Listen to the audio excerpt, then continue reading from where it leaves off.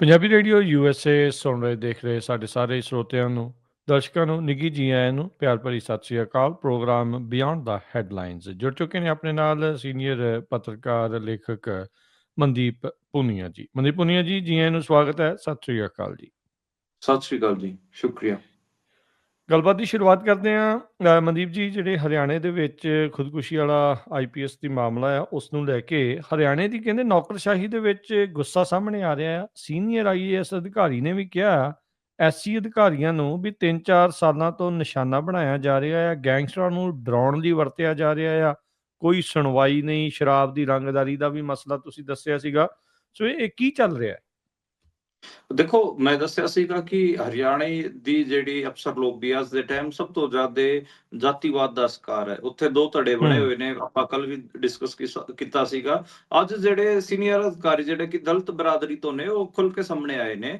ਉਹਨਾਂ ਨੇ ਕਿਹਾ ਕਿ ਪਿਛਲੇ 3-4 ਸਾਲ ਤੋਂ ਸਾਨੂੰ ਟਾਰਗੇਟ ਕੀਤਾ ਜਾ ਰਿਹਾ ਹੈਗਾ, ਤੇ ਉਹਨਾਂ ਨੇ ਜਿਹੜਾ ਹਰਿਆਣੇ ਦਾ DGP ਹੈ ਸਤਰੂਜੀਤ ਕਪੂਰ, ਉਹਦਾ ਨਾਂ ਖਾਸ ਕਰ ਲਿਆਗਾ। ਉਹਨਾਂ ਨੇ ਕਿਹਾ ਕਿ ਇਹ ਬੰਦਾ ਤਾਂ ਮਤਲਬ ਦਲਿਤ ਕਮਿਊਨਿਟੀ ਤੋਂ ਆਉਣ ਵਾਲੇ ਅਫਸਰਾਂ ਨੂੰ ਟਾਰਗੇਟ ਕਰਦਾ ਗਾ, ਜ਼ਬਰਦਸਤੀ ਟਾਰਗੇਟ ਕਰਦਾ ਗਾ। ਈਵਨ ਜਿਹੜਾ IPS ਪੂਰਨ ਕੁਮਾਰ ਸੀਗੇ, ਉਹਨਾਂ ਨੇ ਆਪਣੇ ਸੁਸਾਈਡ ਨੋਟ 'ਚ ਬੋਲਡ ਅੱਖਰਾਂ 'ਚ ਸਤਰੂਜੀਤ ਕਪੂਰ ਦਾ ਨਾਂ ਲਿਖ ਕੇ ਉਹ ਗਏ ਸੀਗੇ। ਹਰਿਆਣੇ ਦੇ ਸੀਨੀਅਰ IAS ਅਫਸਰ D ਸੁਰੇਸ਼, ਉਹਨਾਂ ਨੇ ਨਾਇਬ ਸੈਣੀ ਅੱਗੇ ਵੀ ਇਹ ਗੱਲ ਰੱਖੀ ਹੈ ਕਿ ਦਲਿਤ ਅਫਸਰਾਂ ਦਾ ਜੀਣਾ ਮੁਹਾਲ ਹੈ ਹਰਿਆਣੇ 'ਚ, ਤੇ ਇਹ ਗੱਲ ਨਿਕਲ ਕੇ ਸਾਹਮਣੇ ਆਈ ਹੈ। ਬਾਕੀ ਜਿਹੜੀਆਂ ਗੱਲਾਂ ਸੀ, ਜਿਹੜੇ ਪੂਰਨ ਕੁਮਾਰ ਵੀ ਚੱਕਦੇ ਰਹਿੰਦੇ ਸੀ ਕਿ ਦਲਿਤ ਅਧਿਕਾਰੀ ਦੇ ਨਾ ਤਾਂ ਪ੍ਰੋਸੀਜਰ ਫੋਲੋ ਹੁੰਦੇ ਆ, ਨਾ ਉਹਨਾਂ ਨੂੰ ਫੀਲਡ ਡਿਊਟੀਆਂ ਦਿੱਤੀਆਂ ਜਾਂਦੀਆਂ ਨੇ, ਨਾ ਉਹਨਾਂ ਨੂੰ ਜਿਹੜੇ ਆਪਾਂ ਕਹਿ ਲਈਏ ਕਿ ਝੂਠੀਆਂ ਉਹਨਾਂ ਦੇ ਉਲਟ ਸ਼ਿਕਾਇਤਾਂ ਵੀ ਦਿੱਤੀਆਂ ਜਾਂਦੀਆਂ ਨੇ। ਉਹਨਾਂ ਨੂੰ ਉਹਨਾਂ ਦੇ ਉਲਟ ਪੂਰਾ ਮਾਹੌਲ ਬਣਾ ਕੇ ਰੱਖਿਆ ਜਾਂਦਾ ਗਾ। ਤਾਂ ਇਹ ਸਾਰੀਆਂ ਗੱਲਾਂ ਤਾਂ ਸੀਗੀਆਂ ਔਰ ਹਾਲਾਂਕਿ ਇਸ ਪੂਰੇ ਮਾਮਲੇ 'ਚ ਜਿਹੜਾ IPS ਦਾ ਪਰਿਵਾਰ ਹੈ, ਅਮਨੀਤ ਕੌਰ ਹੋਰੀ ਉਹਨਾਂ ਦੀ ਵਾਈਫ IAS ਨੇ, ਉਹਨਾਂ ਦੀ ਸੁਰੱਖਿਆ ਵਧਾ ਦਿੱਤੀ ਗਈ ਹੈ। 15 ਅਫਸਰਾਂ ਤੇ ਕੱਲ ਰਾਤ ਨੂੰ FIR ਕਰ ਦਿੱਤੀ ਗਈ ਹੈ, SIT ਬਣਾਈ ਗਈ ਹੈ, DGP ਕਪੂਰ ਦੀ ਛੁੱਟੀ ਤੈਅ, ਤੇ ਇਹ ਗੱਲਾਂ ਨਿਕਲ ਕੇ ਸਾਹਮਣੇ ਆ ਰਹੀਆਂ। ਜਿਹੜੀ ਕੱਲ ਚੰਡੀਗੜ੍ਹ 'ਚ FIR ਦਰਜ ਹੋਈ ਹੈ, ਉਹਦੇ 'ਚ BNS ਦੀ ਧਾਰਾ 108, 3-5 ਅਤੇ SC/ST ਐਕਟ ਦੀ ਧਾਰਾ, ਇਹ 3 ਧਾਰਾਵਾਂ ਲਾਈਆਂ ਗਈਆਂ ਨੇ। ਤੇ ਇਹਦੇ 'ਚ 14 ਜਿਹੜੇ ਅਧਿਕਾਰੀ ਨੇ DGP ਸਮੇਤ, ਮਤਲਬ DGP 1 ਤੇ ਬਾਕੀ 14, ਯਾਨੀ ਕਿ ਟੋਟਲ 15 ਅਫਸਰਾਂ ਦੇ ਨਾਂ ਹੈਗੇ ਆ। ਤੇ ਇੱਕ SIT ਬਣਾਈ ਗਈ ਹੈ, ਤੇ SIT ਦੇਖੋ ਕੀ ਸਿੱਟਾ ਕੱਢ ਕੇ ਦਿੰਦੀ ਹੈ। ਜਿਹੜੇ ਹਜੇ ਤੱਕ ਪੂਰਨ ਕੁਮਾਰ ਦੀ ਆਪਾਂ ਕਹਿ ਲਈਏ ਕਿ ਉਹਨਾਂ ਦੀ ਡੈਡ ਬੋਡੀ ਦਾ ਹਜੇ ਤੱਕ ਪੋਸਟਮਾਰਟਮ ਨਹੀਂ ਕੀਤਾ ਗਿਆ ਹੈਗਾ। ਜਿਹੜੇ ਅਨੁਸੂਚਿਤ ਆਯੋਗ ਹੈ, ਜਿਹੜਾ ਨੈਸ਼ਨਲ ਕਾਉਂਸਿਲ ਫॉर ਜਿਹੜਾ SC ਆਯੋਗ ਹੈ, ਉਹਨੇ ਵੀ ਇਸ ਦਾ ਸੰਗਿਆਨ ਲਿਆਗਾ। ਉਹਨੇ ਵੀ ਇਸ ਮਾਮਲੇ 'ਚ ਕਹੀ ਹੈ ਕਿ ਉਹ ਵੀ ਇਸ ਚੀਜ਼ ਸਾਰੇ ਕੇਸ ਨੂੰ ਦੇਖ ਰਹੇ ਹੈਗੇ ਆ। ਕੱਲ ਬਹੁਤ ਸਾਰੇ ਪੰਜਾਬ ਦੇ, ਹਰਿਆਣੇ ਦੇ ਦਲਿਤ ਆਗੂ ਵੀ ਅਮਨਿਤ ਕੌਰ ਕੋਲ ਗਏ ਸੀਗੇ, ਤੇ ਇਸ਼ੂ ਤਾਂ ਇਹ ਨੈਸ਼ਨਲ ਬਣ ਚੁੱਕਿਆ ਗਾ। ਰਾਹੁਲ ਗਾਂਧੀ ਨੇ ਵੀ ਟਵੀਟ ਕੀਤਾ ਸੀ, ਮਲਿਕਾਰਜੁਨ ਖੜਗੇ ਨੇ ਵੀ ਟਵੀਟ ਕੀਤਾ ਸੀ। ਤਾਂ ਮਤਲਬ ਇਸ ਪੂਰੇ ਮਾਮਲੇ ਤੇ ਪੂਰੇ ਮੁਲਕ ਭਰ ਦੀ ਨਜ਼ਰ ਬਣੀ ਹੋਈ ਹੈ ਅੱਜ ਦੇ ਟਾਈਮ। ਕੀ ਇਸ ਨੂੰ ਦੇਖਦੇ ਹੋਏ ਕਿ ਹੋਰ ਇਲਾਕਿਆਂ ਤੋਂ ਵੀ ਕੋਈ ਇਹਨਾਂ ਦੇ ਅਧਿਕਾਰੀਆਂ ਨੇ ਇਹ ਜਤਾਇਆ ਆ ਜਾਂ ਇਹ ਦੱਸਿਆ ਵੀ ਸਾਡੇ ਨਾਲ ਵੀ ਇਹਨਾਂ ਇਲਾਕਿਆਂ 'ਚ ਇਹੀ ਕੁਛ ਚੱਲ ਰਿਹਾ, ਜਾਤੀਵਾਦ ਦਾ ਸ਼ਿਕਾਰ ਹੋ ਰਹੇ ਨੇ? ਬਹੁਤ ਸਾਰੇ ਹਰਿਆਣੇ ਦੇ ਬਹੁਤ ਸਾਰੇ ਦਲਿਤ ਅਧਿਕਾਰੀ ਨਿਕਲ ਕੇ ਸਾਹਮਣੇ ਆਏ ਨੇ ਕਿ, ਤੇ ਇੱਕ ਗੱਲ ਇਹ ਵੀ ਹੈ ਕਿ ਪੂਰਨ ਕੁਮਾਰ ਕੱਲਾ ਆਪਣੇ ਵਾਸਤੇ ਥੋੜੀ ਨਾ ਲੜਾਈ ਲੜ ਰਿਹਾ ਸੀਗਾ, ਤਾਂ ਹੋਰ ਅਧਿਕਾਰੀਆਂ ਦੀ ਲੜਾਈ ਵੀ ਲੜਦਾ ਸੀਗਾ। ਜਦੋਂ ਮਤਲਬ ਇੰਨੇ ਸੀਨੀਅਰ ਅਫਸਰ ਹੋ ਜਾਣ ਤੋਂ ਬਾਵਜੂਦ ਵੀ ਜੇ ਤੁਹਾਨੂੰ ਮਤਲਬ ਫੀਲਡ ਡਿਊਟੀਆਂ ਦਿੱਤੀਆਂ ਹੀ ਨਾ ਜਾਣ, ਕਿਸੇ ਨੂੰ ਕਿਤੇ ਮਾਲਖਾਨੇ ਦਾ ਚਾਰਜ ਦੇ ਰੱਖਿਆ ਸੀ, ਕਿਸੇ ਨੇ ਟ੍ਰੇਨਿੰਗ 'ਚ ਪਾ ਰੱਖਿਆ ਸੀ, ਕਿਸੇ ਨੂੰ ਕਿਤੇ ਪਾ ਰੱਖਿਆ ਸੀਗਾ, ਤਾਂ ਫਿਰ ਉਹ ਤਾਂ ਦਿਖਦਾ ਹੀ ਸੀਗਾ। ਦੂਜਾ ਜਿਹੜਾ ਮਤਲਬ ਉਹਨਾਂ ਨਾਲ ਅਤਿਆਚਾਰ, ਮਤਲਬ ਉਹਨਾਂ ਨੂੰ ਜਿਵੇਂ ਪੂਰਨ ਕੁਮਾਰ ਦੇ ਗਨਮੈਨ ਨੂੰ ਅਰੈਸਟ ਕਰਾਤਾ ਸਤਰੂਜੀਤ ਕਪੂਰ ਨੇ, ਕਿ ਇਹ ਤਾਂ ਜੀ ਗਨਮੈਨ ਦੇ ਰਾਹੀਂ ਰਿਸ਼ਵਤ ਲੈਂਦਾ ਗਾ, ਕੋਈ ਰਿਕਵਰੀ ਨਹੀਂ, ਕੁਛ ਨਹੀਂ, ਸਿਰਫ FIR ਦਰਜ ਕਰਨ ਵਾਸਤੇ, ਉਹਦੀ ACR ਸੀਟ ਖਰਾਬ ਕਰਨ ਵਾਸਤੇ। ਤੇ ਕਿਉਂਕਿ ਸਤਰੂਜੀਤ ਕਪੂਰ ਦੇ ਖਿਲਾਫ SC/ST ਆਯੋਗ 'ਚ ਜਾ ਕੇ ਅਪ੍ਰੈਲ 'ਚ ਇਹ ਸ਼ਿਕਾਇਤ ਦੇ ਕੇ ਆਇਆ ਸੀਗਾ ਕਿ ਸਤਰੂਜੀਤ ਕਪੂਰ ਦਲਿਤ ਅਧਿਕਾਰੀਆਂ ਨੂੰ ਫੀਲਡ ਪੋਸਟਿੰਗ ਨਹੀਂ ਦੇ ਰਿਹਾ। ਇਸੇ ਤੇ ਮਤਲਬ ਉਹਦੇ 2 ਮਹੀਨਿਆਂ ਬਾਅਦ ਹੀ ਉਹਦੇ ਗਨਮੈਨ ਨੂੰ ਅਰੈਸਟ ਕਰ ਲਿਆ। ਮਤਲਬ ਇਹ ਥੋੜੀ ਨਾ ਕਿ ਯਾਰ ਜੇ ਮਤਲਬ ਤੁਹਾਡੇ ਜਿਹੜੀਆਂ ਕਮੀਆਂ ਦੇ ਉਲਟ ਜੇ ਮੈਂ ਮਤਲਬ ਉਂਗਲ ਚੱਕਾਂ, ਤੁਸੀਂ ਮੇਰੇ ਖਿਲਾਫ FIR ਕਰਾ FIR ਦੋਗੇ। ਦਰਜ ਕਰਾ ਤਾਂ ਉਹ ਜਿਹੜਾ ਮੈਂਟਲ ਪ੍ਰੈਸ਼ਰ ਬਹੁਤ ਜ਼ਿਆਦਾ ਚੱਲ ਰਹੇ ਸੀਗੇ ਪੂਰਨ ਕੁਮਾਰ ਤੇ, ਇਸੇ ਕਰਕੇ ਇਹ ਮਾਮਲਾ ਬਣਿਆ ਗਾ। ਮਨਦੀਪ ਕਿਤੇ ਨਾ ਕਿਤੇ ਉੱਥੇ ਦੇ ਪੂਰੇ ਸਿਸਟਮ ਨੂੰ ਵੀ ਇਹ ਨੰਗਿਆਂ ਕਰਦਾ ਜਾਂਦਾ ਆ ਵੀ ਜੋ ਅਸਲ ਦੇ ਵਿੱਚ ਉੱਥੇ ਚੱਲ ਰਿਹਾ ਆ। ਤੁਸੀਂ ਕਿਸੇ ਵੀ ਬੈਕਗਰਾਊਂਡ ਦੇ ਉੱਤੇ ਉੱਥੇ ਆ ਜਾਓ ਤਾਂ ਇਹ ਜਿਹੜਾ ਕਲਚਰਲ ਡਿਵਾਈਡ, ਸੁਸਾਇਟੀ ਦਾ ਜਿਹੜਾ ਡਿਵਾਈਡ ਆ, ਉਹ ਜਿਹੜਾ ਵਰਨ ਵੰਡ ਆ, ਉਹ ਉੱਤੇ ਤੱਕ ਜਾ ਕੇ ਵੀ ਤੁਹਾਨੂੰ ਉੱਥੇ ਨਜ਼ਰ ਆਉਂਦੀ। ਜਿੱਥੋਂ ਰਾਸ਼ਟਰਪਤੀ ਸੁਰੱਖਿਅਤ ਨਹੀਂ ਆ, ਤਾਂ ਫਿਰ ਥੱਲੇ ਆਮ ਲੋਕਾਂ ਨੇ, ਤੇ ਚਾਹੇ ਉਹ ਬਰਾਸ ਦੇ ਵਿੱਚ ਆ ਚਾਹੇ ਬਿਊਰੋਕਰੇਸੀ 'ਚ ਆ, ਉਹ ਵੀ ਕਿੱਥੇ ਜਿਹੜੇ ਉਹ ਬਚੇ ਜਿਹੜੇ ਉਹ ਰਹਿ ਸਕਦੇ ਆ ਜੀ। ਅਗਲਾ ਮਾਮਲਾ ਵੀ ਇਸੇ ਤਰੀਕੇ ਦਾ ਹੀ ਹੈ, ਜਿਹੜਾ CGI ਦੇ ਉੱਤੇ ਜੁੱਤੀ ਸੁੱਟਣ ਵਾਲੇ ਜਿਹੜੀ ਗੱਲ ਸੀ, ਉਹ ਵਕੀਲ ਨੇ ਕਿਹਾ ਸੀਗਾ ਵੀ ਮੁਸਲਮਾਨ ਉਸ ਨੂੰ ਕੁੱਟਦੇ ਸਨ, ਮੈਂ ਹੁਣ ਸਨਾਤਨ ਧਰਮ ਦੇ ਅਪਮਾਨ ਦੇ ਵਿੱਚ ਚੁੱਪ ਨਹੀਂ ਰਹਿ ਸਕਦਾ, ਸਾਰੇ ਆਪਣੇ ਮੁਵੱਕਲ ਤੇ ਪੈਸੇ ਗਵਾ ਦਿੱਤੇ। ਦੇਖੋ ਜਿਸਨੇ ਜੁੱਤਾ ਸਿੱਟਿਆ ਸੀਗਾ ਉਹ ਆਪ ਕਿਤੇ ਨਾ ਕਿਤੇ ਮਤਲਬ ਬਹੁਤ ਐਂਟੀ ਮੁਸਲਿਮ ਤਾਂ ਹੈ ਹੀ, ਐਂਟੀ ਦਲਿਤ ਵੀ ਹੈ। ਐਂਟੀ ਦਲਿਤ ਦਾ ਉਹਦਾ ਕਾਰਨਾਮਾ ਤਾਂ ਦਿਖ ਹੀ ਗਿਆ ਕਿ ਉਹਨੇ ਚੀਫ ਜਸਟਿਸ ਆਫ ਇੰਡੀਆ ਤੇ ਜੁੱਤਾ ਸਿੱਟਿਆ। ਉਹਨੇ ਅੱਜ ਖੁੱਲ ਕੇ ਭਾਂਪ ਕੱਢੀ ਹੈ, ਇਹ ਕਿਹਾ ਕਿ ਮੁਸਲਮਾਨ ਮੈਨੂੰ ਕੁੱਟਦੇ ਹੁੰਦੇ ਸੀਗੇ, ਮੇਰਾ ਸਕੂਟਰ ਇੱਕ ਵਾਰ ਮੁਸਲਮਾਨਾਂ ਦੀ ਬੱਕਰੀ ਨੂੰ ਛੋ ਗਿਆ ਸੀਗਾ ਤੇ ਮੈਨੂੰ ਉਹਨਾਂ ਨੇ ਕੁੱਟਿਆ ਤੇ ਮੇਰੇ ਪਤਨੀ ਨੂੰ ਚੁੱਕ ਕੇ ਲੈ ਗਏ ਸੀਗੇ। ਮਤਲਬ ਇੰਨਾ ਹੀ ਉਹ ਝੂਠ ਤੇ ਝੂਠ ਮਾਰ ਰਹੇ ਨੇ। ਮਤਲਬ ਇੱਕ ਅੱਛਾ ਇਹ ਵੀ ਦੇਖੋ ਕਿ ਹਜੇ ਤੱਕ ਉਸ ਬੰਦੇ ਦੀ ਗ੍ਰਿਫਤਾਰੀ ਨਹੀਂ ਕੀਤੀ ਗਈ ਹੈ। ਉਹ ਅਤੇ ਮੀਡੀਆ ਵਾਲੇ ਜਾ ਕੇ ਉਹਦੇ ਇੰਟਰਵਿਊ ਲੈ ਰਹੇ ਨੇ, ਉਹ ਸ਼ਹਿਨਸ਼ਾਹ ਬਣ ਕੇ ਇੰਟਰਵਿਊ ਦੇ ਰਿਹਾ ਗਾ ਤੇ ਆਪਣੇ ਆਪ ਨੂੰ ਵਿਕਟਿਮ ਬਣਾ ਕੇ ਦਿਖਾ ਰਿਹਾ ਗਾ ਕਿ ਦੇਖੋ ਮੇਰਾ ਤੇ ਵਕੀਲ ਪਣੇ ਦਾ ਮੇਰਾ ਲਾਇਸੈਂਸ ਸਸਪੈਂਡ ਕਰ ਦਿੱਤਾ, ਹੁਣ ਜਿਹੜੇ ਮੇਰੇ ਕੋਲ ਕੇਸ ਸੀਗੇ ਉਹ ਕਲਾਇੰਟ ਮੇਰੇ ਪੈਸੇ ਵੀ ਨਹੀਂ ਦੇਣਗੇ। ਆਪਣੇ ਆਪ ਨੂੰ ਵਿਕਟਿਮ ਬਣਾ ਰਿਹਾ ਗਾ। ਤੁਸੀਂ ਸੋਚ ਕੇ ਦੇਖੋ ਕਿ ਕਿੰਨੇ ਤੇ ਸ਼ਰੇਆਮ ਦਲਿਤਾਂ ਨੂੰ, ਸ਼ਰੇਆਮ ਮੁਸਲਮਾਨਾਂ ਨੂੰ ਗਾਲਾਂ ਕੱਢ ਰਿਹਾ ਇੰਟਰਵਿਊਆਂ 'ਚ। ਉਹਨਾਂ ਦੇ ਖਿਲਾਫ ਮਾਹੌਲ ਬਣਾ ਰਿਹਾ ਗਾ, ਇਸਲਾਮੋਫੋਬੀਆ ਪਰੋਸ ਰਿਹਾ ਗਾ, ਦਲਿਤਾਂ ਦੇ ਉਲਟ ਪੂਰਾ ਨੈਰੇਟਿਵ ਚਲਾ ਰਿਹਾ ਗਾ। ਜੀ ਇਹ ਕੀ ਦੱਸਦਾ ਆ ਇਹ ਸਾਰਾ ਮਾਮਲਾ? ਚਲੋ ਇਹ ਤਾਂ ਇਹ ਬੰਦਾ ਇਹ ਕਰ ਰਿਹਾ, ਇਹਦੇ ਤੇ ਕੋਈ ਕਾਰਵਾਈ ਨਾ ਹੋਣਾ, ਕੋਈ ਇਸ ਨੂੰ ਗ੍ਰਿਫਤਾਰ ਨਾ ਕਰਨਾ, CGI ਤੱਕ ਦੇ ਉੱਤੇ ਜੁੱਤੀ ਮਾਰ ਦੇਣੀ ਤੇ ਫਿਰ ਇਦਾਂ ਦੀਆਂ ਗੱਲਾਂ ਕਹਿਣਾ, ਤੇ ਆਪਾਂ ਨੂੰ ਤਾਂ ਪਤਾ ਹੀ ਆ ਉੱਥੇ ਦੇ ਜਿਹੜੇ ਪ੍ਰਾਈਮ ਟਾਈਮ ਵਾਲੇ ਕੀ ਜਿਹੜਾ ਉਹ ਕਰਦੇ ਆ, ਕਿਵੇਂ ਇਸ ਅੱਗ ਨੂੰ ਹੋਰ ਵਧਾਉਂਦੇ ਆ। ਇਹ ਸਿਸਟਮ ਬਾਰੇ ਤੇ ਟੋਟਲ ਭਾਰਤ ਦੇ ਬਾਰੇ ਕੀ ਦੱਸਦਾ ਹੈ ਇਹ ਪੂਰਾ ਵਰਤਾਰਾ? ਦੇਖੋ ਬੇਸਿਕਲੀ ਇੱਕ ਪੂਰਾ ਸੈਕਸ਼ਨ ਹੈ ਪੱਤਰਕਾਰਾਂ ਦਾ ਜੋ ਇਹਦੇ ਹੱਕ 'ਚ ਵੀ ਖੜਿਆ ਹੋਇਆ, ਇਹਦੇ ਲਈ ਆਵਾਜ਼ ਵੀ ਚੁੱਕੀ ਜਿਨ੍ਹਾਂ ਨੇ। ਉਹ ਸਾਰੇ ਜੇ ਤੁਸੀਂ ਉਹਨਾਂ ਦੇ ਚੈੱਕ ਕਰਨ ਜਾਓਗੇ ਤਾਂ ਉਹ ਸਾਰੇ ਹਿੰਦੂ ਪ੍ਰਕਾਸ਼ ਤੁਹਾਨੂੰ ਮਿਲਣਗੇ। ਉਹ ਚੀਜ਼ਾਂ ਤੁਸੀਂ ਚੈੱਕ ਵੀ ਕਰ ਸਕਦੇ ਹੋ ਟਵਿੱਟਰ ਤੇ।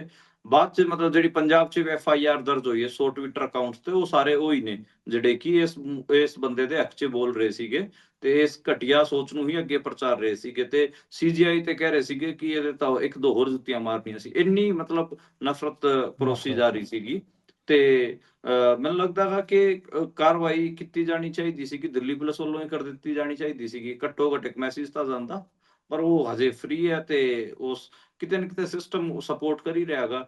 ਹੁਣ ਜਿਵੇਂ ਇੱਕ FIR ਦਰਜ ਕੀਤੀ ਗਈ ਸੀਗੀ, ਇੱਕ ਅਜੀਤ ਭਾਰਤੀ ਨਾਂ ਦਾ ਪੱਤਰਕਾਰ ਹੈ, ਰਾਈਟ ਵਿੰਗ ਵਾਲਿਆਂ ਦਾ ਖਾਸਾ ਵੱਡਾ ਪੱਤਰਕਾਰ ਹੈ, BJP ਦਾ ਉਹ BJP ਪ੍ਰਸਤ ਪੱਤਰਕਾਰ ਹੈ ਤੇ ਉਹਦੀ ਜਦੋਂ ਗ੍ਰਿਫਤਾਰੀ ਦੀ ਗੱਲ ਆਈ ਤਾਂ BJP ਦਾ ਪ੍ਰਵਕਤਾ, ਨੈਸ਼ਨਲ ਸਪੋਕਸਮੈਨ BJP ਪਾਰਟੀ ਦਾ, ਜਾ ਕੇ ਉਹਨੂੰ ਛਡਾ ਲਿਆ ਥਾਣੇ ਤੋਂ। ਦੇਖੋ ਤੁਸੀਂ, ਹਾਂ ਤਾਂ ਇੰਨਾ ਇਹ ਸਪੋਰਟ ਕਰ ਰਹੇ ਨੇ ਆਪਣੇ ਬੰਦਿਆਂ ਨੂੰ। ਨੇਰਗਰਦੀ ਇੱਥੋਂ ਤੱਕ ਜਿੱਥੇ ਹੁਣ ਇਹ ਵੀ ਹੈ ਨਾ ਮਨਦੀਪ, ਵੀ ਜਿਸ ਮੁਲਕ ਦੇ ਵਿੱਚ ਬਲਾਤਕਾਰੀਆਂ ਦੇ ਲਈ ਜਲੂਸ ਕੱਢੇ ਜਾਂਦੇ ਹੋਣ, ਉਹਨਾਂ ਨੂੰ ਬਾਹਰ ਆਇਆਂ ਦੇ ਉੱਤੇ ਗਲਾਂ 'ਚ ਹਾਰ ਪੈਂਦੇ ਹੋਣ, ਤਾਂ ਫਿਰ ਉੱਥੇ ਤੁਸੀਂ ਹੋਰ ਸੋਚ ਵੀ ਕੀ ਸਕਦੇ ਵੀ ਇਹੀ ਕੁਛ ਉੱਥੇ ਹੋਣਾ ਆ। ਅਗਲੀ ਗੱਲ ਵੱਲ ਵਧਦੇ ਆ ਮਨਦੀਪ। ਗਾਜ਼ਾ ਸ਼ਾਂਤੀ ਯੋਜਨਾ ਦੇ ਸਮਰਥਨ ਵਿੱਚ ਪਾਕਿਸਤਾਨ ਵਿੱਚ ਹਿੰਸਾ ਭੜਕ ਗਈ ਹੈ, 2 ਲੋਕ ਮਾਰੇ ਗਏ। ਅਮਰੀਕੀ ਦੂਤਾਵਾਸ ਵੱਲ ਮਾਰਚ ਕਰਨ ਦੀ ਉਹਨਾਂ ਨੇ ਕੋਸ਼ਿਸ਼ ਕੀਤੀ ਹੈ। ਦੇਖੋ ਗਾਜ਼ਾ ਵਾਲੇ ਮਸਲੇ ਤੇ ਟਰੰਪ ਨੇ ਇੱਕ ਪੀਸ ਪਲਾਨ ਅੱਗੇ ਵਧਾਇਆ ਸੀਗਾ।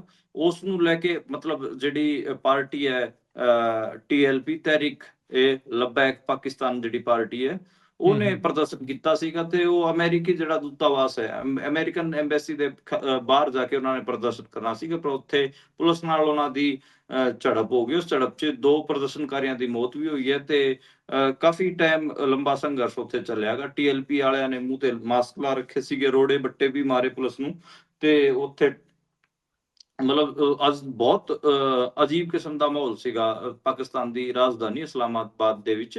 ਤੇ ਇਸਲਾਮਾਬਾਦ ਦੀ ਸੜਕਾਂ ਤੇ ਪੱਥਰ ਸੀਗੇ, ਲੋਕ ਸੀਗੇ, ਬੇਕਾਬੂ ਹੋ ਰੱਖਿਆ ਸੀ। ਰਾਵਲਪਿੰਡੀ 'ਚ ਵੀ ਧਾਰਾ 144 ਲਾਣੀ ਪਈ। ਤੇ ਜਿਹੜੀ ਟੀਐਲਪੀ ਹੈ ਇਹ ਬੇਸਿਕਲੀ 2017 'ਚ ਇਹਦਾ ਗਠਨ ਕੀਤਾ ਗਿਆ ਸੀ ਖਾਦਮ ਹੁਸੈਨ ਰਿਜ਼ਵੀ ਹੋਰਾਂ ਨੇ। ਤੇ ਕਾਫੀ ਅੱਜ ਦੇ ਟਾਈਮ ਇਹ ਜਿਹੜੀ ਪਾਰਟੀ ਹੈ ਇਹ ਜ਼ੋਰ ਪਕੜ ਰਹੀ ਹੈ ਤੇ ਇਹਨੇ ਬਹੁਤ ਵਾਇਲੈਂਟ ਪ੍ਰੋਟੈਸਟ ਅੱਜ ਕੀਤਾ ਗਾ। ਜੀ। ਅਗਲੀ ਗੱਲ ਕਰਦੇ ਜਾਈਏ, ਬਿਹਾਰ ਤੋਂ ਬਾਅਦ ਚੋਣ ਕਮਿਸ਼ਨ ਨੇ ਹੁਣ ਦੇਸ਼ ਭਰ ਦੇ ਵਿੱਚ ਐਸਆਈਆਰ ਕਹਿੰਦੇ ਕਰਵਾਏਗਾ।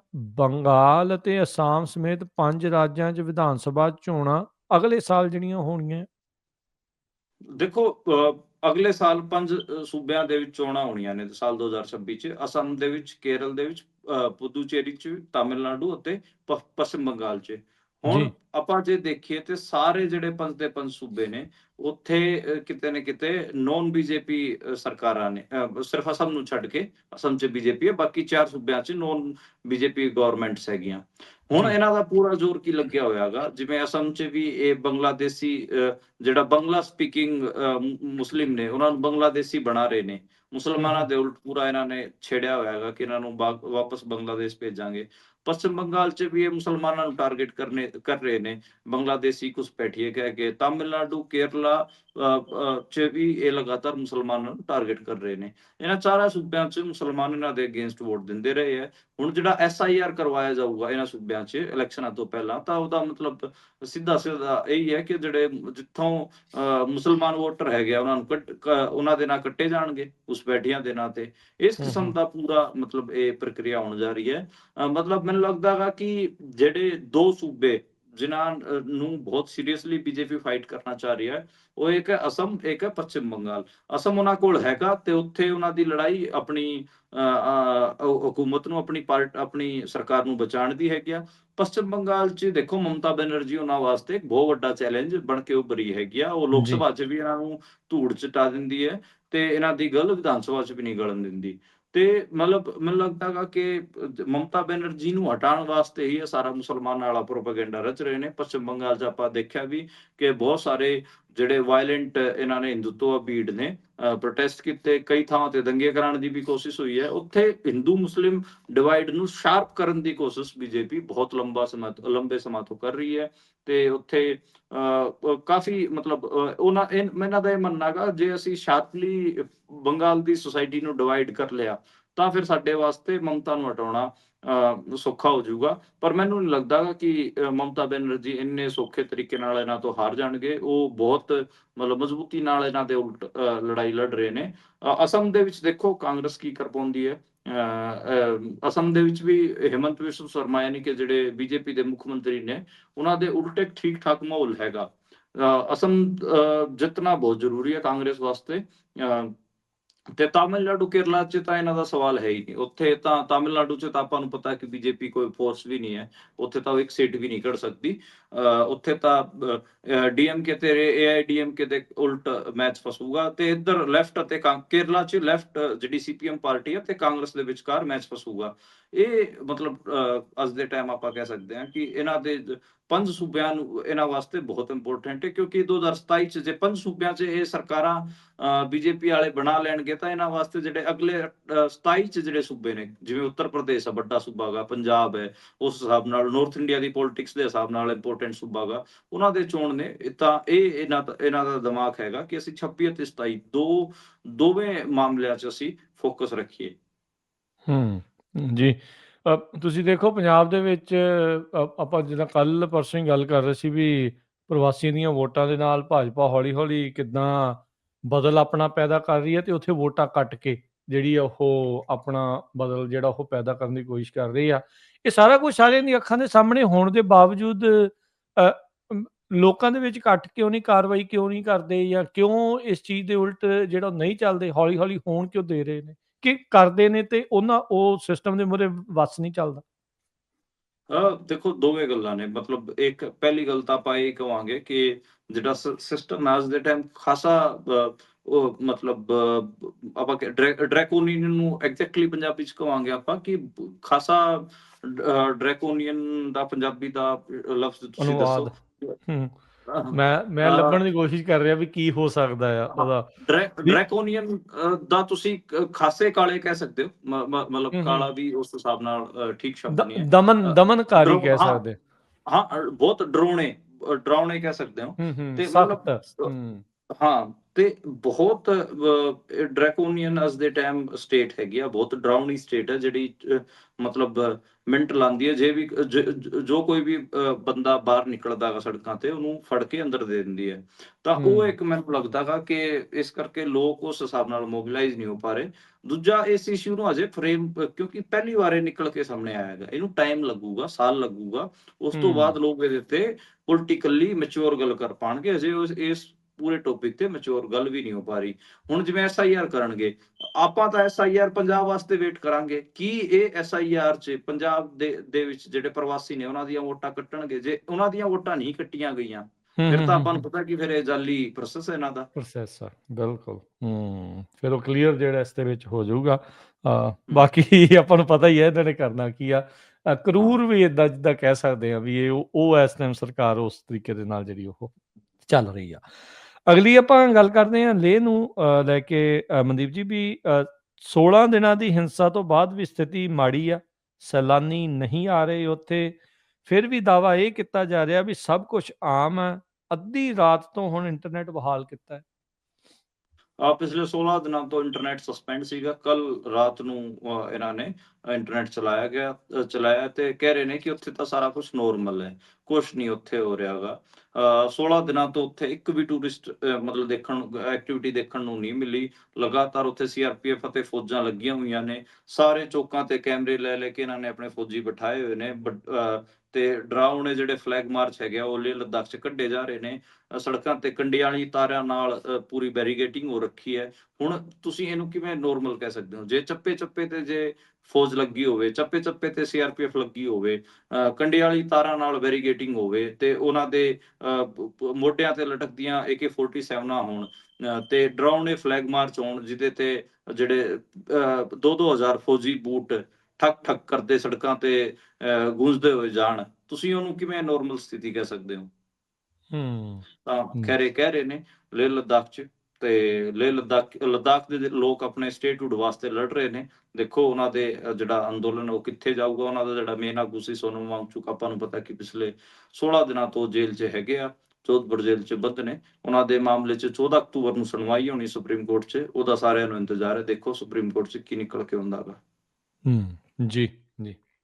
ਅਗਲੀ ਜਿਹੜੀ ਗੱਲ ਕਰਦੇ ਆ, ਫੋਰਟਿਸ ਹਸਪਤਾਲ ਨੇ ਘੁੰਮਣ ਦੀ ਮੌਤ ਦੇ ਉੱਤੇ ਬਿਆਨ ਜਾਰੀ ਕੀਤਾ। ਕਿਹਾ ਆਪਰੇਸ਼ਨ ਸਹੀ ਢੰਗ ਨਾਲ ਕੀਤਾ ਗਿਆ ਸੀ, ਉਸ ਨੂੰ ਅਚਾਨਕ ਦਿਲ ਦਾ ਦੌਰਾ ਪਿਆ ਆ, ਜਲੰਧਰ ਵਿੱਚ ਸੰਸਕਾਰ ਹੋਇਆ।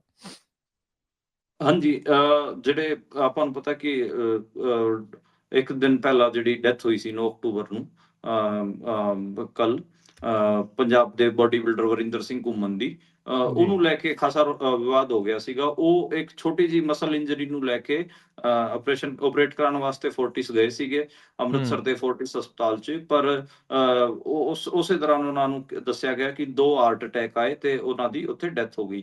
ਉਸ ਨੂੰ ਲੈ ਕੇ ਮੌਕੇ ਤੇ ਹੀ ਜਿਹੜੇ ਉਹਨਾਂ ਦੇ ਦੋਸਤ ਸੀ ਤੇ ਉਹਨਾਂ ਦੇ ਪਰਿਵਾਰ ਵਾਲੇ ਸੀਗੇ, ਉਹਨਾਂ ਨੇ ਰੌਲਾ ਵੀ ਪਾਇਆ, ਪਰ ਉਹਨਾਂ ਦੀ ਗੱਲ ਨਹੀਂ ਸੁਣੀ ਗਈ। ਮੌਕੇ ਤੇ ਹੀ ਹਸਪਤਾਲ ਨੇ ਜਿਹੜੀ ਫਾਈਲ ਸੀਗੀ ਉਹ ਗਾਇਬ ਕਰਤੀ।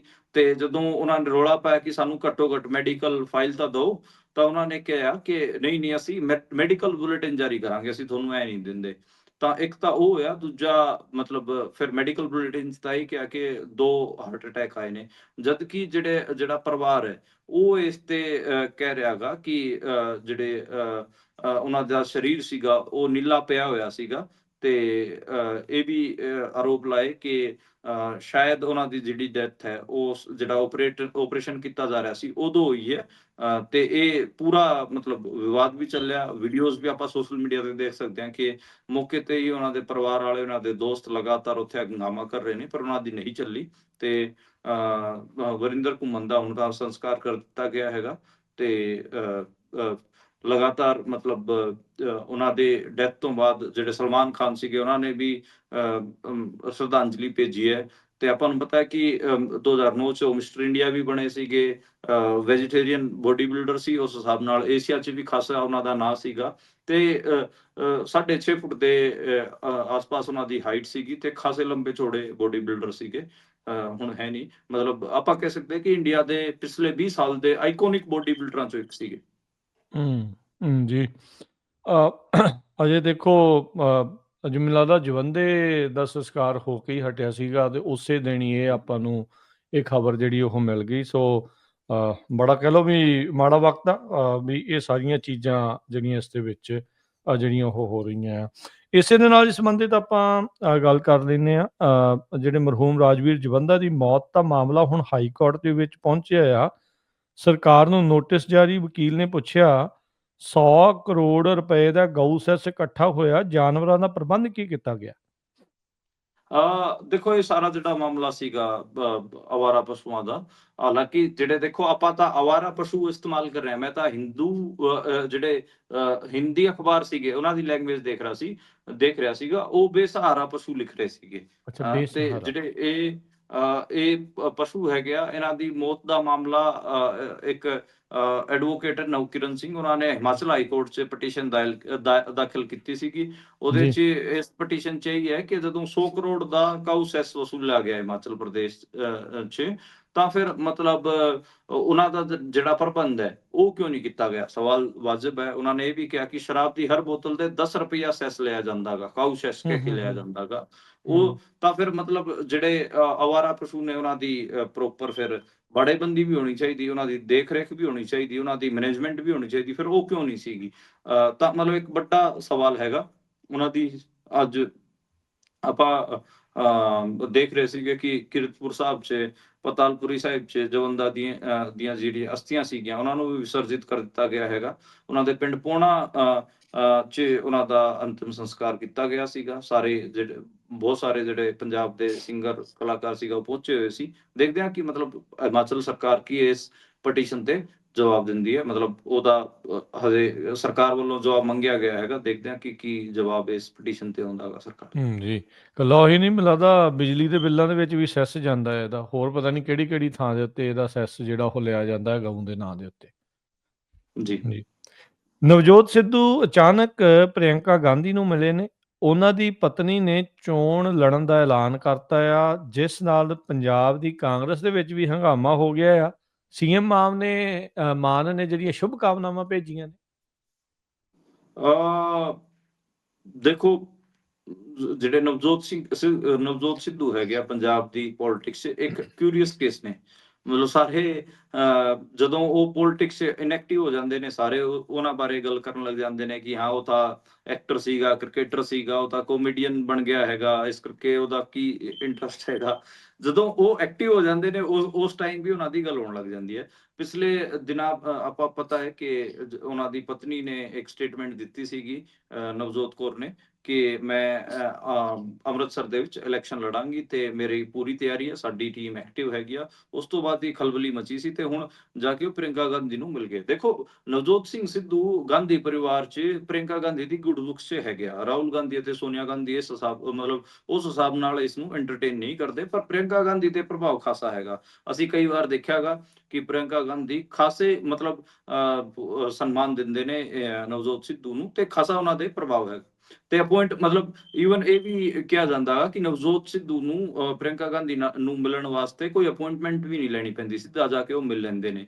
ਤੇ ਦੇਖਦੇ ਹਾਂ ਕਿ ਮਤਲਬ ਕਿਵੇਂ ਪ੍ਰਿਯੰਕਾ ਗਾਂਧੀ ਦਾ ਈਵਨ ਇਹ ਵੀ ਸੀਗਾ ਕਿ ਜਦੋਂ 2022 ਚ 2021 ਚ ਜਦੋਂ ਕੈਪਟਨ ਅਮਰਿੰਦਰ ਨੂੰ ਹਟਾਇਆ ਗਿਆ ਸੀਗਾ ਤੇ ਉਸ ਤੋਂ ਬਾਅਦ ਚੰਨੀ ਨੂੰ ਬਣਾਇਆ ਗਿਆ ਸੀ, ਉਸ ਟਾਈਮ ਪ੍ਰਿਯੰਕਾ ਗਾਂਧੀ ਨੇ ਅਸਲ ਚ ਨਵਜੋਤ ਸਿੰਘ ਸਿੱਧੂ ਦਾ ਨਾਂ ਪ੍ਰਪੋਜ਼ ਕੀਤਾ ਸੀਗਾ ਠੀਕ ਸੀਐਮਸ਼ਿਪ ਹੈ। ਵਾਸਤੇ, ਪਰ ਉਹਨਾਂ ਦੀ ਗੱਲ ਨਹੀਂ ਚੱਲੀ। ਰਾਹੁਲ ਗਾਂਧੀ ਕਿਉਂਕਿ ਚਰਨਜੀਤ ਸਿੰਘ ਚੰਨੀ ਤੇ ਅੜੇ ਹੋਏ ਸੀਗੇ, ਤਾਂ ਮਤਲਬ ਦੇਖਦੇ ਹਾਂ ਕਿ ਇਸ ਜਿਹੜਾ ਦੁਬਾਰੇ ਉਹ ਐਕਟਿਵ ਹੋਣਗੇ, ਕਿਸ ਰੋਲ 'ਚ ਹੋਣਗੇ, ਕਿਸ ਭੂਮਿਕਾ 'ਚ ਹੋਣਗੇ, ਇਹ ਤਾਂ ਆਉਣ ਵਾਲੇ ਦਿਨਾਂ 'ਚ ਪਤਾ ਲੱਗੂਗਾ। ਇਹ ਜਿੱਦਾਂ ਤੁਸੀਂ ਗੱਲ ਦੱਸਦੇ ਸੀਗੇ ਵੀ ਸਾਰੇ ਕਾਂਗਰਸੀ ਇਸ ਟਾਈਮ ਸੌਂਦੇ ਨੇ ਸੀਐਮ ਬਣ ਕੇ, ਕਿਤੇ ਇਹ ਵੀ ਸੁਪਨਾ ਉਹੀ ਲੈ ਰਹੇ ਅਜੇ ਵੀ? ਨਹੀਂ ਨਹੀਂ, ਮੈਨੂੰ ਲੱਗਦਾ ਹੈ ਕਿ ਦੇਖੋ ਸੀਐਮ ਠੀਕ ਹੈ ਕਿ ਖੁਦ ਉਹ ਆਪਣੇ ਆਪ ਨੂੰ ਸੋਚਣ ਕਿ ਮੈਂ ਸੀਐਮ ਹੋ ਸਕਦਾ ਹਾਂ, ਪਰ ਕੁਝ ਚੀਜ਼ਾਂ ਹੁੰਦੀਆਂ ਨੇ ਪੋਲਿਟਿਕਸ 'ਚ ਜਿਹੜੀ ਕਿ ਮਤਲਬ ਕਲਿੰਚ ਹੋ ਜਾਂਦੀਆਂ ਨੇ। ਮਤਲਬ ਜਿਵੇਂ ਹੀ ਉਹਨਾਂ ਨੇ 2021 'ਚ ਪੋਲਿਟਿਕਸ ਤੋਂ ਆਪਣੇ ਆਪ ਨੂੰ ਵਾਪਸ ਖਿੱਚਿਆ ਸੀਗਾ, ਉਸ ਤੋਂ ਹੂੰ, ਬਾਅਦ ਹੂੰ, ਤੇ ਉਹ ਹੂੰ। 2022 ਦੇ ਮਤਲਬ ਆਪਾਂ ਕਹਿ ਲਈਏ ਕਿ 2022 ਤੋਂ ਬਾਅਦ ਤਾਂ ਲਗਾਤਾਰ ਗਾਇਬ ਹੀ ਨੇ ਪਿਛਲੇ 3 ਸਾਲ ਤੋਂ। ਤਾਂ ਹੂੰ, ਜਿਸ ਹਿਸਾਬ ਨਾਲ ਗਾਇਬ ਹੈਗੇ ਆ, ਉਸ ਹਿਸਾਬ ਨਾਲ ਲੋਕਾਂ ਦੀ ਸਾਈਕੀ 'ਚ ਵੀ ਤੇ ਪੋਲੀਟੀਕਲ ਪਾਰਟੀਆਂ ਦੀ ਸਾਈਕੀ 'ਚ ਵੀ ਉਹਨਾਂ ਦਾ ਇਹ ਆਈਡੀਆ ਕਲਿੰਚ ਹੋ ਗਿਆ ਸੀਗਾ ਕਿ ਉਹ ਹੁਣ ਆਉਣ ਵਾਲੇ ਟਾਈਮ 'ਚ ਸੀਐਮ ਦੇ ਕੈਂਡੀਡੇਟ ਤਾਂ ਨਹੀਂ ਹੀ ਹੋਣਗੇ। ਤਾਂ ਉਹ ਇੱਕ ਗੱਲ ਤਾਂ ਕਲਿੰਚ ਹੋ ਚੁੱਕੀ। ਹਾਂ, ਉਹਨਾਂ ਨੂੰ ਨੋ ਡਾਊਟ ਕਿ ਕੈਬਨਿਟ ਮਿਨਿਸਟਰ ਤਾਂ ਉਹਨਾਂ ਦੀ ਵਾਈਫ ਬਣੂਗੀ, ਜੇ ਕਾਂਗਰਸ ਚੋਣ ਜਿੱਤਦੀ ਹੈਗੀ ਆ। But it's too early to say ਕਿ ਮਤਲਬ ਕਾਂਗਰਸ ਜਿੱਤੂਗੀ ਵੀ। ਇਹਦੇ ਤੇ ਵੀ ਖਾਸੇ ਸਵਾਲ ਅੱਜ-ਕੱਲ੍ਹ ਖੜੇ ਹੋ ਰਹੇ ਨੇ। ਈਵਨ ਲੋਕ ਇੱਥੋਂ ਤੱਕ ਕਹਿ ਰਹੇ ਨੇ ਕਿ ਤਰਨਤਾਰਨ ਦੇ ਇਲੈਕਸ਼ਨ 'ਚ ਜਿਹੜਾ ਬਾਈ ਇਲੈਕਸ਼ਨ ਹੋਣ ਜਾ ਰਿਹਾ ਹੈਗਾ, ਜੀ, ਉਹਦੇ 'ਚ ਕਾਂਗਰਸ ਕਿਤੇ ਚੌਥੇ ਨੰਬਰ ਤੇ ਨਾ ਵਗ ਜੇ, ਅੱਛਾ। 5ਵੇਂ ਨੰਬਰ ਤੇ ਵੀ ਨਾ ਵਗ ਜੇ। ਇਸ ਬਾਰੇ ਵੀ ਖਾਸੀਆਂ ਚਰਚਾਵਾਂ ਨੇ। ਚਰਚਾਵਾਂ ਚੱਲ ਰਹੀਆਂ ਨੇ। ਜੀ, ਜੀ। ਲਿਟਮਸ ਟੈਸਟ ਜਿਹੜੀ ਆ ਇਹ ਤਰਨਤਾਰਨ ਦੀ ਜਿਹੜੀ ਜ਼ਿਮਨੀ ਚੋਣ ਆ ਉਹ ਕਰਾ ਕੇ ਜਾਊਗੀ ਸਾਰੀਆਂ ਪਾਰਟੀਆਂ ਦੇ ਲਈ।